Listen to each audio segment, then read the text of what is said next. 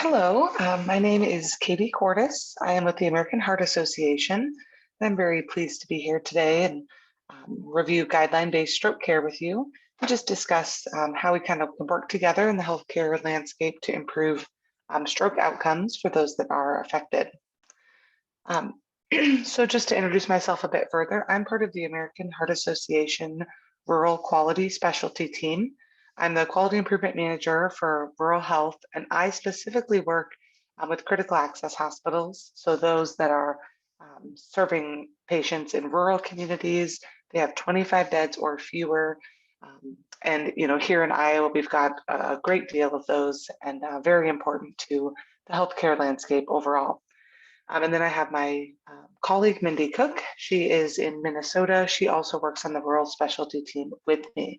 So in our roles, what we really do is just kind of help to support that care in the rural setting and improve collaboration and communication between hospitals, EMS, and as well as the public education. So today, what we'll be doing is reviewing a bit of stroke background, both nationally and within Iowa, and then looking at how we can prevent stroke when stroke has already happened. So how can we identify that stroke and again, prevent it? We'll look at some stroke treatment and rehabilitation, so very important pieces to that stroke care and improving outcomes, and then looking at the overall improvement, like I kind of said, with EMS, the hospital collaboration, and then emergency department care that we do want to see to help, again, lead to better outcomes long-term with stroke. And then I'll end with some stroke educational opportunities that are available both for clinicians as well as anybody that may just be a survivor or a caregiver, regardless of healthcare affiliation. So just looking at a little bit of background to start out, according to the Call to Action Rural Health, the Presidential Advisory from the American Heart Association that was published just about 2 years ago, we can see that rural residents in the United States have a 30% increased risk for mortality and stroke when comparing to their urban counterparts. We can see that overall, you look at the blue and the orange on the lines on the graph there, overall, stroke mortality has decreased. All-cause mortality has decreased, but you can see the orange represents the rural areas, the blue represents the urban setting. So you can see that it's leveled off a bit more and there's a much larger gap between the outcomes and between in those, again, geographic areas. So we can say, unfortunately, that health outcomes are significantly worse in rural areas than in urban areas. So that's what we really want to certainly focus on. All of what we'll talk about does pertain to, certainly urban areas as well as rural, but we want to place a special focus on rural just because, especially in Iowa, we have so many areas that are considered rural and really want to just increase awareness both around the identification, the prevention, and how we can all just work better together to improve overall. So when we look at rural, I know this is a busy slide, but when we look at it, we can see that about 20% of the US population is considered to be living in a rural area, but about 75% of the land would be considered rural. And so I specifically work with critical access hospitals. There's certainly hospitals that are larger than that exist in a rural setting. But when we look at critical access hospitals, Iowa has 82. We have 118 hospitals in Iowa. So, the vast majority are critical access hospitals. They have, again, fewer than or less than or equal to 25 inpatient beds. They must be at least 35 miles from another hospital, or 15 if it's a really kind of mountainous terrain, which certainly we don't really have here in Iowa. And they have to have 24/7 emergency medical services. So they have to be open 24/7. So we have quite a few. There's only one state that has more than Iowa. So Iowa has, again, just a very large opportunity because we can see that when we just look at the geography, if you're a patient that might be experiencing a stroke or think you have any symptoms of stroke, um, it's very likely that you may show up to a critical access hospital as that first hospital you present to. And we certainly want to help ensure that um, quality stroke care and quality outcomes are being focused on at all hospitals, regardless of size, capability, geography, anything at all. So um, when we look, again, just kind of pulling Iowa out specifically, we can see the stroke mortality rate across the state. So we can see these orange or these yellow little diamonds represent certified stroke centers in the state of Iowa. So we do have 18 certified stroke centers. So those that may have a higher level of stroke care that they're able to provide. They do, have several other things that they're held to ensure that they're providing that high quality care. But we have 100 in Iowa that are not certified stroke centers. But we work very hard and very diligently to ensure that regardless of certification, that no matter which hospitals you might show up to, they're trained, they're prepared, and they're capable of treating that stroke and transferring you on or transferring a patient on to the appropriate level of care as needed. And then when we look at the American Heart Association at addressing the challenge of that, we utilize a quality improvement tool called Get with the Guidelines. What that is really focused on doing is improving cardiovascular and stroke outcomes. It's a key component of the work that we do, or that I do in the quality outcomes research and analytics part of the American Heart Association. Get with the Guidelines is largely a voluntary suite of modules aimed at improving outcomes and patient care, really helping hospitals adhere to the latest scientific treatment guidelines. So ensuring that they're providing that most up-to-date care.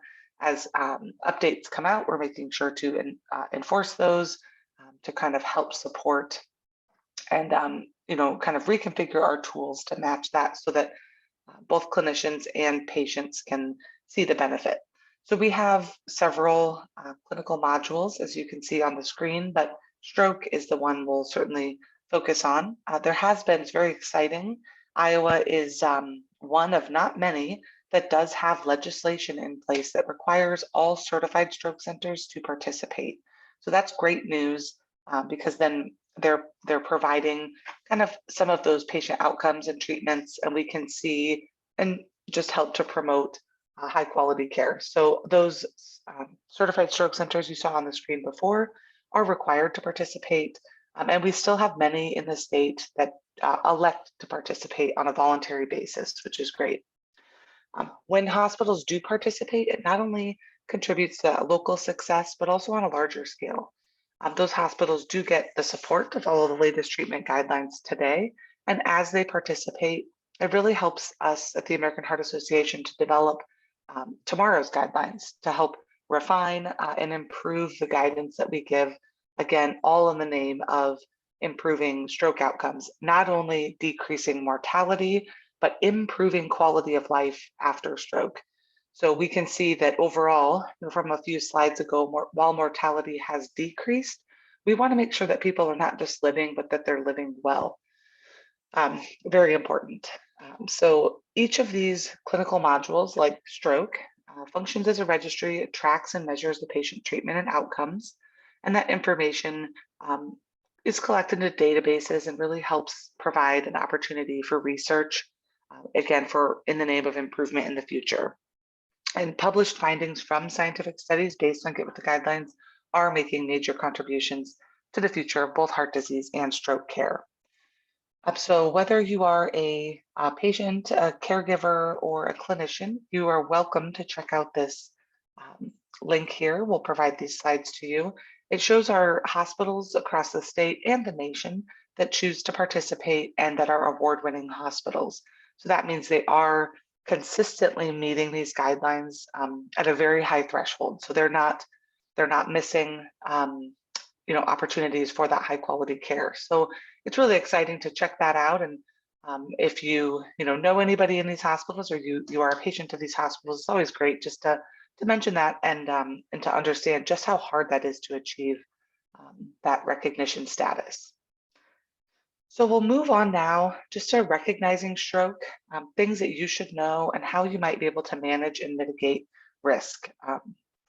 So, one thing everyone's probably seen, but we just can't reinforce it enough is FAST. So we want to be prepared. We want to learn and share the warning signs of stroke and be able to spot a stroke fast.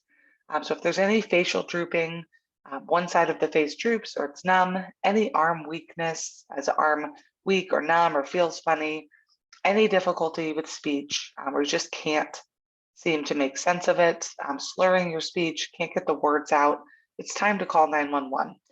The window for stroke treatment is so small, so we just really can't stress it enough that if there's any concern, any question that there might be a stroke, call 911 immediately, get to that hospital as quickly as possible. When a stroke occurs, that quick decision and timely treatment may improve recovery. So the quicker that you move, the more quickly that treatment can be delivered, just directly equals less brain damage. Calling 911 at the first sign of stroke so you can be evaluated and receive treatment in time. Stroke treatment begins in the ambulance.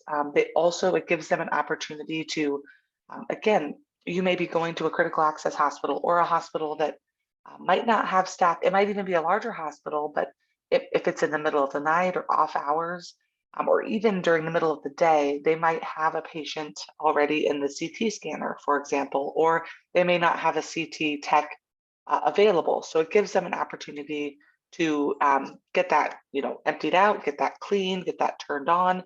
So when you show up, you don't have to waste any more valuable minutes having them have to get ready to be able to evaluate you or your loved one.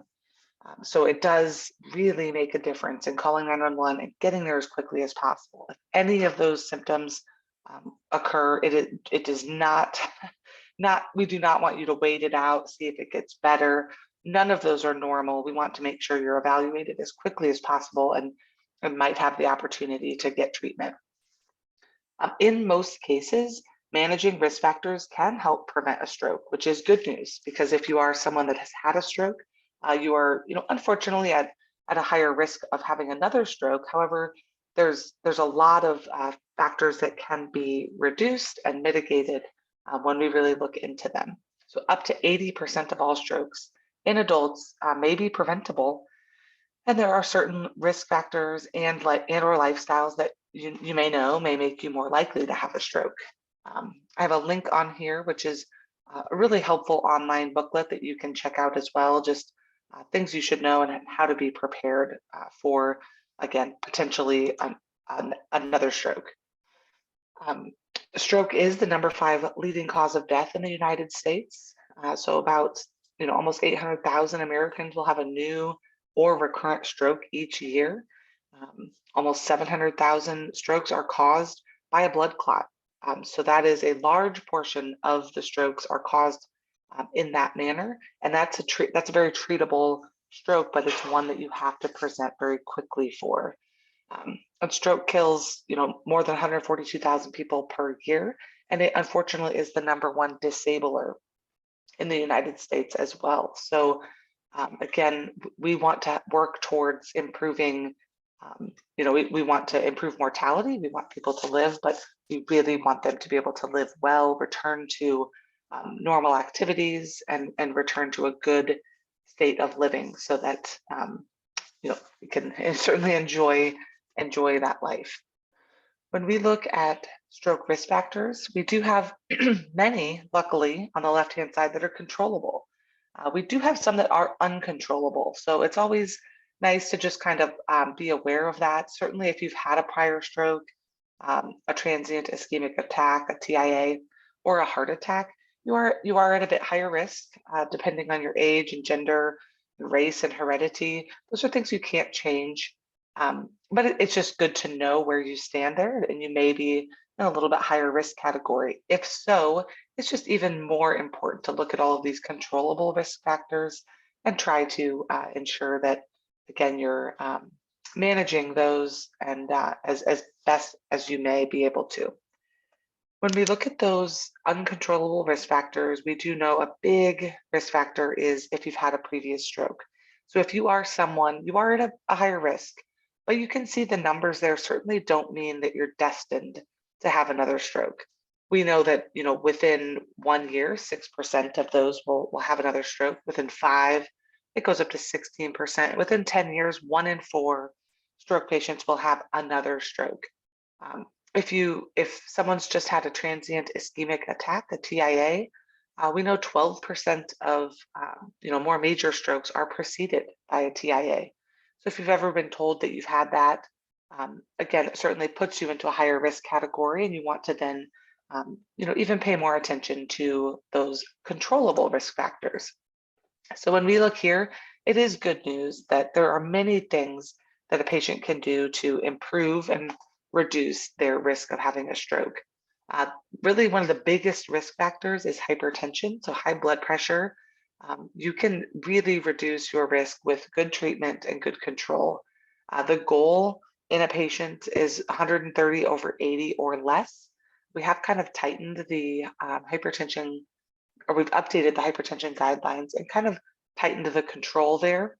So certainly 130/80 or less is the goal, especially if you've had a stroke previously.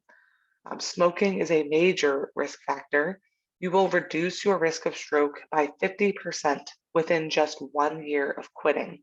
Once you've been 5 years smoke-free, you're back to that baseline level of risk. So regardless of how long someone may have smoked, what that smoking history looks like, it is always beneficial to look at quitting smoking. And you certainly can have a positive health impact, again, regardless of that length or complexity of that smoking history. Diabetes is another major risk factor. Especially if you are diabetic, it's even more important to control that blood pressure and to look at statin administration. So cholesterol reducing medication can really reduce your risk of having stroke.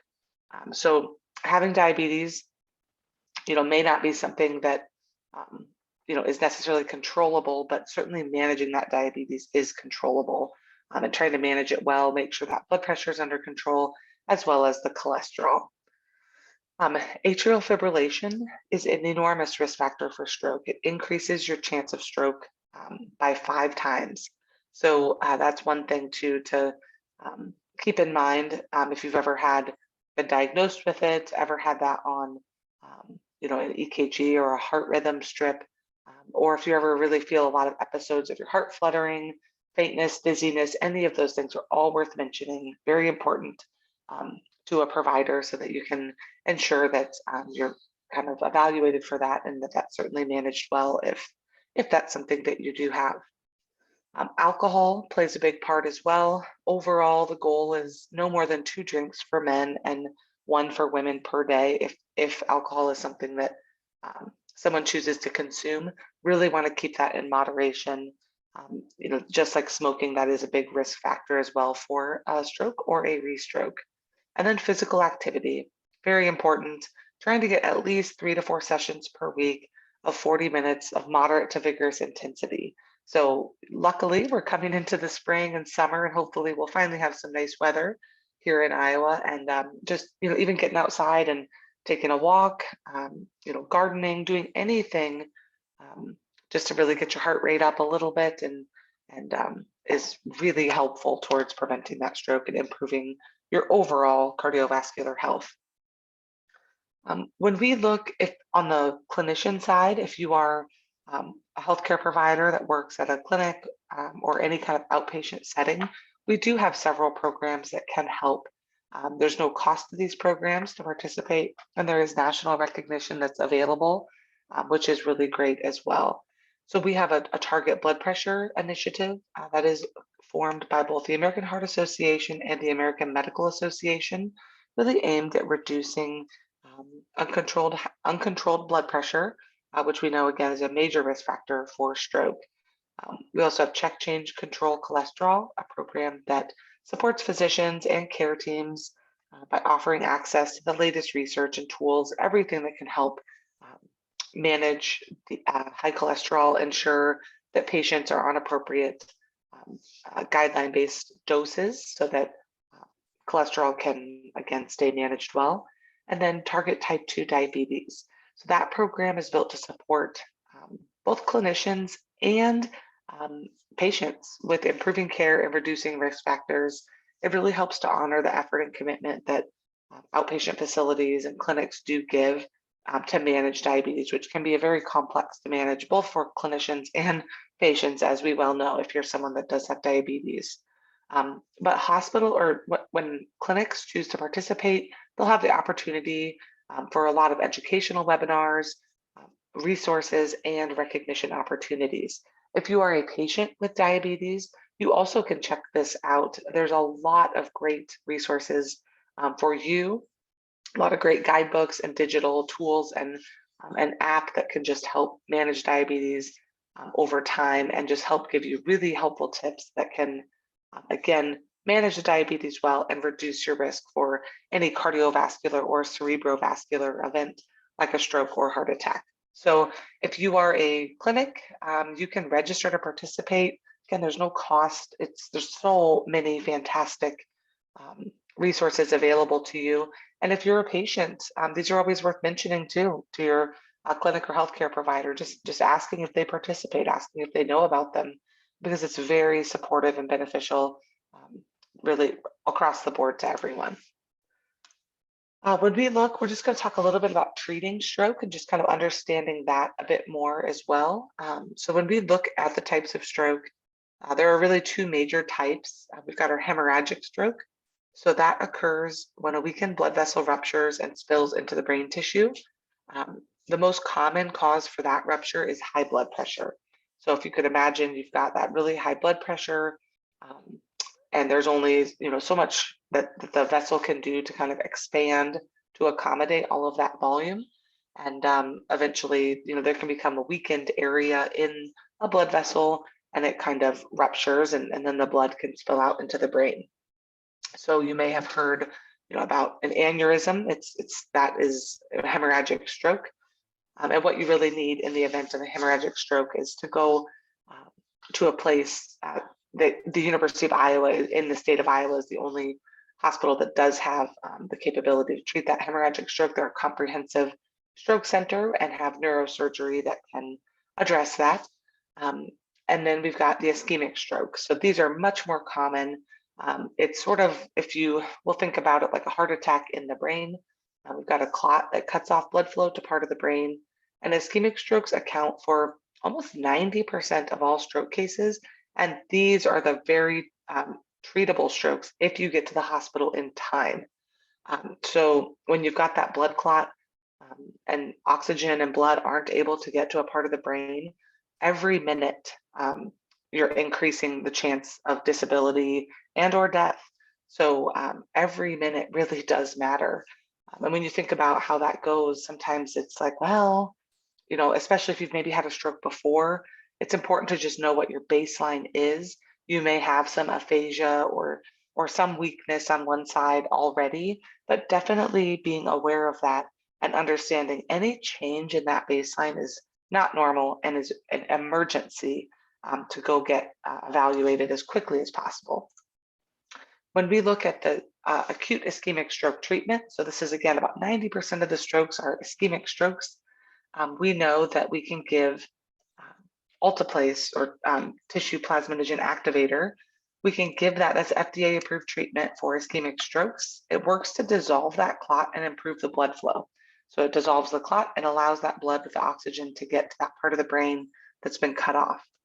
If that is administered as quickly as possible, but it's only within 4.5 hours in patients. So if you know that the time I was last known well was 8 o'clock this morning, and now I'm having symptoms, I only have until 12:30 p.m. to be able to get that treatment. So my clock has already started. I have to, kind of move as quickly as possible to get that treatment. And it's very complex as well. I might call 911. I now have to talk to EMS. They're going to want to know, when was I last known well? When did my symptoms start? And it's a very emergent situation. And I know it can be certainly difficult to kind of well, was it 8 o'clock? Was it 9 o'clock? When was I last known well? So very important though, just to kind of think through that as best as you can. Use your resources, any other caregivers, neighbors, friends, anybody that may have talked to that person, just to kind of help say, yep, it was this time. I know that they were kind of at their baseline. Because if you're able to get the alteplase, the chance of kind of reversing those symptoms is large. Not everybody is able to get alteplase. It's certainly based on, there's several criteria that don't allow for it, but about 30% of stroke patients are eligible to receive alteplase, and it's something that again can really reverse the deficit and lead to some really positive outcomes. Unfortunately, a significant number of stroke patients don't get to the hospital in time. And that's why it cannot be stressed enough how important it is to call 911 and identify that stroke immediately. If anything is out of the norm, you just can't say, well, I'll give it a half hour, I'll give it an hour, I'll see if it gets better or gets worse. Time is of the essence. And the risks, there are some risks of bleeding in the brain, gums, or other tissues, but it's a very small risk in relation to the benefit that can be gained from receiving that treatment. So just in a graphic form, you can kind of see if we have 100 patients that get alteplase or get that IV medication within that time frame, we can see that all of these that are blank, that are white, there's not really any major change. Maybe it's a little bit better, not really anything that's maybe noticeable. All of these light green are definitely better, and all these dark green they're back to normal, back to their baseline. And you can see as far as the risk goes, the ones in red are maybe worse or disabled, but it's such a small number when you can see that either you may end up about the same, no real difference seen, but well over 30% are going to be better or normal after getting that medication. So it is very important to be able to go and be evaluated for that, see if you're even a candidate. In looking at the treatment, since as you can understand that only about 30% of patients might be eligible for that IV medication, the alteplase that I was just discussing, but there are some patients that maybe they're not eligible for that, but they are eligible if they've got a large enough vessel, a large enough clot. They can go in through surgery and retrieve that clot to actually pull that out. It's called an endovascular procedure. So that is an option as well sometimes, and again, very important to get to the hospital so they can evaluate, they can do imaging and determine if this is something that you may be eligible for, because typically in those larger strokes with a maybe large vessel that's being cut off, it means more of the brain will be affected negatively. And so it's kind of of utmost importance just to see what kind of stroke someone might be having, and then what they're eligible for, so that they can certainly have that best outcome possible. Finally, a patient might not be eligible for either of those treatments based on the type of stroke that they have or based on the timing. Unfortunately, time is of the essence in both of those treatments, and they may come to the hospital too late and say, well, I really started feeling off yesterday and I just thought it'd get better, and it didn't, and now I'm feeling even worse. Something like that. There's not any acute treatment that can be given in that situation, but post-stroke rehabilitation is extremely important and still plays an enormous role in helping to improve quality of life after stroke. So we're just kind of looking, this is a lot of information on one slide, but we can see that the best evidence for post-stroke rehabilitation has been found when patients can go to an inpatient rehab facility. And that's really difficult in the state of Iowa in particular, but in a lot of states, just based on resource that's available. There's not a lot of beds, not a lot of availability. Sometimes there's issues with insurance. So that's kind of the gold standard. That's the best possible, but you may not qualify for it. There's several other options that still are very, very, very helpful across the course. And it kind of can show you when you might expect to begin that type of rehabilitation and how long that might take, and then who you might work with. So we can see there's lots of options, and it is being delivered in lots of different ways across Iowa. But rehab and all the work that goes with it, as far as working with your physical therapist or occupational therapist, is extremely important and valuable towards that overall recovery, and return to as hopefully close to whatever your baseline might be as possible. Again, what happens next after stroke can make all the difference. Stroke rehab should include all of these things. So in training to improve mobility and ability to do daily tasks, as you were doing them before, to individually tailor a post-stroke exercise program to not only accommodate where you might have been beforehand, but where you can go now. How can you get that good exercise? What does that look like for you? Access to cognitive or engagement activities, books, games, computer, all of those things so that you're able to navigate that post-stroke world well. Speech therapy, if indicated, if stroke did cause speaking difficulty. Sometimes it doesn't, and sometimes that's really all the stroke does is cause difficulty speaking, which can be extremely frustrating. So very important to look at that speech therapy. Eye exercises if there's any loss of vision or peripheral vision issues, and balance training for those with poor balance or fall risk. Certainly don't want to have that be an issue. So that's very important. And then really some adaptive strategies just to help anybody that has had a stroke function within their new normal. And hopefully that new normal is temporary. Hopefully it gets better. But regardless, there's a lot of struggles along the way. And those of you that have had brain injury or stroke certainly know all the struggles that can come with that. So I think some adaptive strategies are very helpful. And then just overall focusing on mental health as well through that whole recovery process, and ensuring that that's at the top of mind as well. When we look at that acute stroke guideline-based care, I'm just going to kind of quickly go through what we look at in the hospitals. So I work in the rural setting, and we're putting a lot of focus on the rural setting, going back to the beginning of this presentation where we see that there's some ongoing disparities in care. We want to reduce those. We want to ensure that regardless of where a patient shows up, they're going to get that timely quality care. But as you might imagine, in a rural setting, we have so many critical access hospitals, and they might not see a lot of strokes in a year, for example. So it's really important that, when they do, that they're ready, they have everything prepared, and they are ready to treat a patient and transfer them on, if appropriate, for that higher level of stroke care. So these measures on the screen are things we look at in the hospital on the acute stroke side. So we want to look at the imaging. That CT is really that brain imaging. We want to make sure that's done within 25 minutes of a patient arriving, and that it's read and interpreted within 45 minutes of a patient arriving. So that's a very emergent, quick turnaround, but we want to make sure that, again, when every minute matters, that patient, someone says, yes, this is a stroke. All right, here's our plan. You're eligible. Are you eligible for any IV medication? Or should we transfer you on to a hospital that might be able to perform an intervention? Whatever that might be. We want to make sure that they're looking at the last known well time or discovery of stroke symptoms.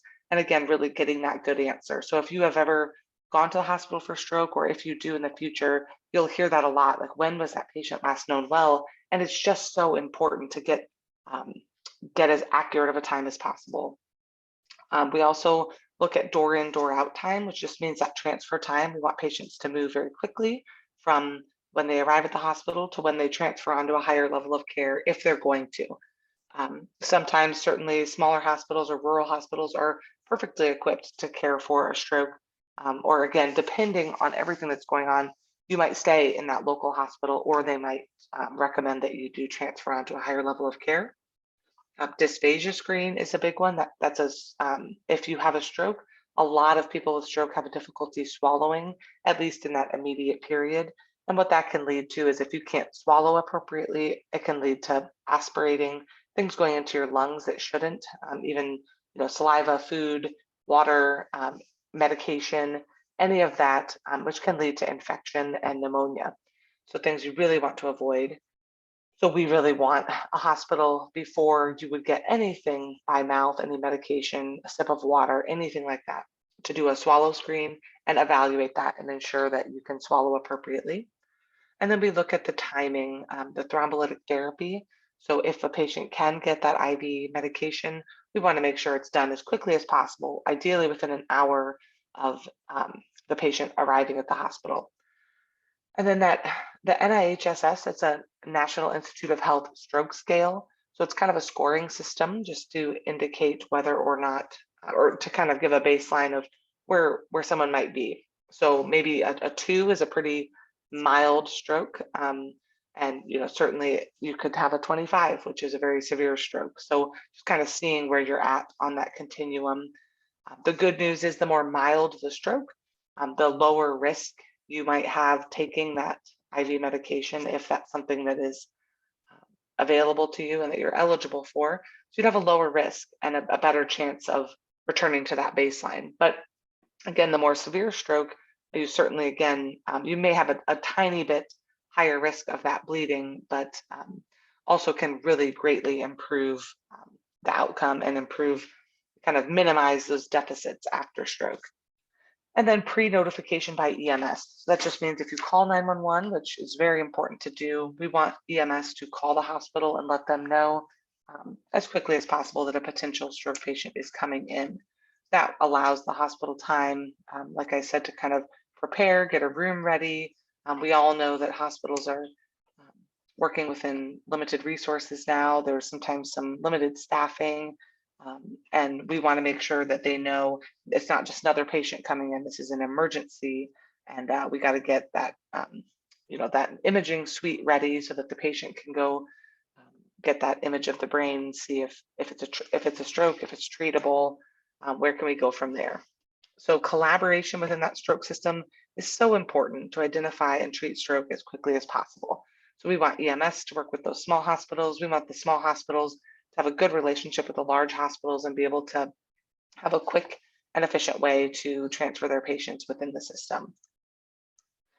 So there's just several resources here for healthcare providers, primarily. If you are a healthcare provider, these will be available to you afterwards. But we look at the direct to CT. So if you're a patient or again, a caregiver or anyone that needs to be aware of risk of stroke, which is everyone, what we really push for hospitals to do is if a patient's coming in via EMS, so if they've called 911, which is the ideal way to do it, call 911. It's even if you think you can get yourself to the hospital faster, still want to call 911 and let them know you think you're having a stroke, or even if a loved one is taking you in, it's so important to give that activation of the EMS. That way, maybe if you're in a rural area, they can meet you somewhere. That certainly happens is people call and say, I'm on my way, and EMS can kind of meet you along the way and take you the rest of the way. Or you can, activate all of those things ahead of time where EMS can call and say, this patient's coming, they'll be there in 10 minutes, and then they can take you straight into the scanner to get that imaging on your brain. And you don't have to sit in triage and sit in the ED bed and then maybe get taken down when it gets cleaned. It gives them all of that heads up so that patients can go directly there and get treatment as quickly as possible. This is just a slide about the accuracy of last known well.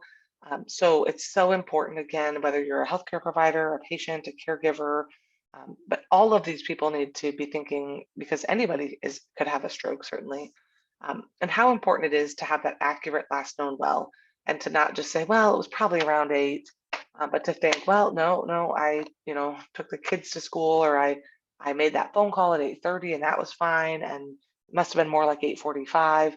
Things like that are so important, because the risk of saying that it was earlier, the last known well was earlier than it really was, is you may undertreat. And then certainly the risk of not having the accurate time on the other side is you may overtreat. We don't want to treat anybody that's not within that window, that safe 4.5-hour window. So again, we just want it to be as accurate as possible to ensure that safe delivery but that we're treating enough people that need to be treated. This is a very busy slide and really healthcare provider oriented, but just as an example from Massachusetts, it's the idealized door in, door out protocol. So what they really do is say per 15-minute time block, they've got tasks for both the person up front, the clerk, the ED nurse, that tech that's the radiology tech that's going to be doing the imaging, as well as that ED provider, the physician or nurse practitioner or physician assistant. All of those things they need to do within each 15-minute time block, ideally to get that patient cared for and out as quickly as possible.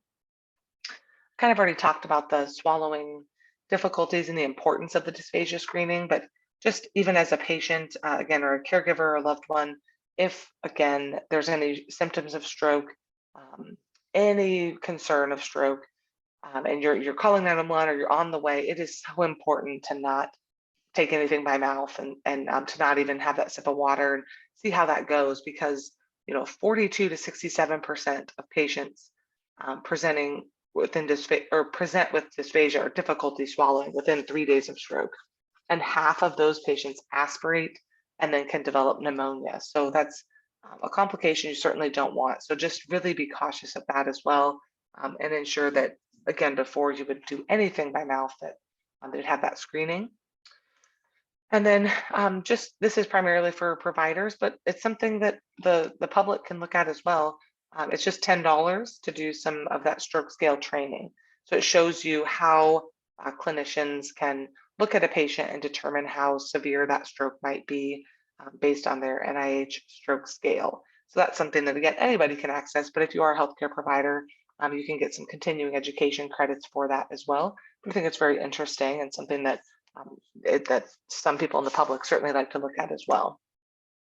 And then we really focus on within Get With The Guidelines, the quality improvement tools that we use.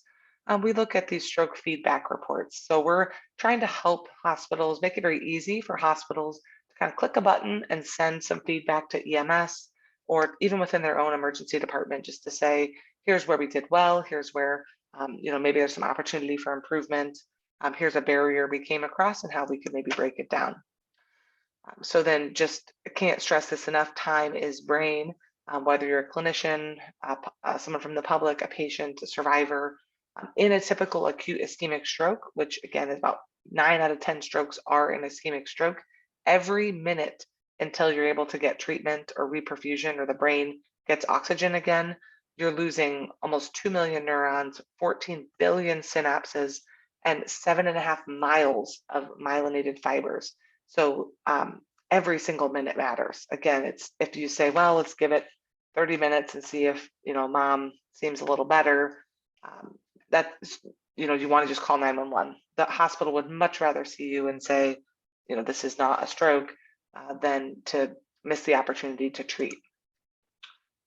And then just a couple things, again, on some largely for clinicians, but again, anybody's invited to join. And I think that there's a lot of benefit in doing that as well. So there's a couple offerings here that are available to anyone. These are free of charge. With our target blood pressure initiative, we have partnering with patients using the self-monitored blood pressure and collaborative communication. So if you're a patient that's at home and you've been instructed to do like the self-monitored blood pressure, check your blood pressure every so often, it's really interesting to see, how you can kind of improve upon that, or what you might be able to expect from your healthcare provider. And if you're a healthcare provider, I think it's very helpful on the other side as well, just to see how can you best support, increase accuracy and adherence, and ensure that that relationship is working well, and that's an effective method for everyone.